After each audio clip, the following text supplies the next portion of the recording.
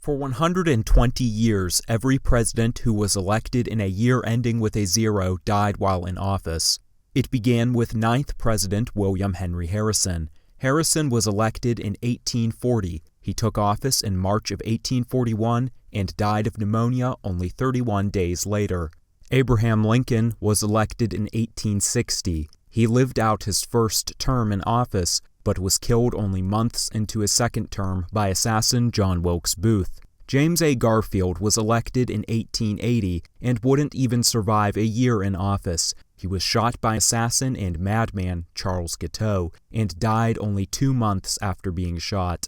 Like Abraham Lincoln, William McKinley would survive his first term in office, being elected in 1900. However, also like Lincoln, he would be killed by an assassin just months into his second term. Warren G. Harding wouldn't survive his first term. He won the election of 1920 and died of a heart attack in 1923. Franklin D. Roosevelt had the longest presidency of any United States president. He first won election in 1932. He won a second term in 1936, a third term in 1940, and a fourth term in 1944. He didn't survive 3 months into his fourth term. It's believed that his victory in 1940 doomed him to die in office. 120 years after the election of William Henry Harrison, John F. Kennedy was elected in 1960. 3 years into his first term, he was assassinated.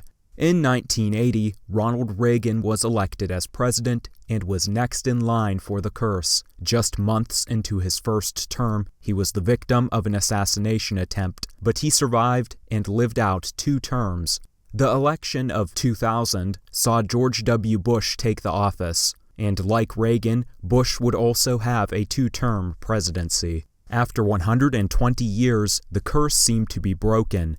Many believed that Ronald Reagan was destined to die only months into his first term, just like James A. Garfield after his election in 1880, from 100 years prior to Reagan's own election. It's believed that Reagan dodging death might have not only saved him, but ended the curse altogether. President Joe Biden was elected in 2020 and is next in line for the curse. As William Henry Harrison was the first president to be affected by the curse, he's largely believed to be the cause. Prior to becoming president, Harrison was a military leader who led United States forces into battle against Native Americans. Harrison defeated Native American forces at the Battle of Tippecanoe, and it's said that Native American leader Tenskwatawa cursed him.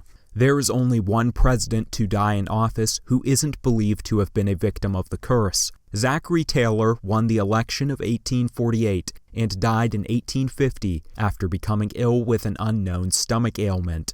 The curse had technically begun by the time of Taylor's death, as Harrison was elected in 1840, just 8 years prior to Taylor's own election. But as Taylor was elected in 1848 and not a year ending in a 0, he's not considered to be a victim of the curse.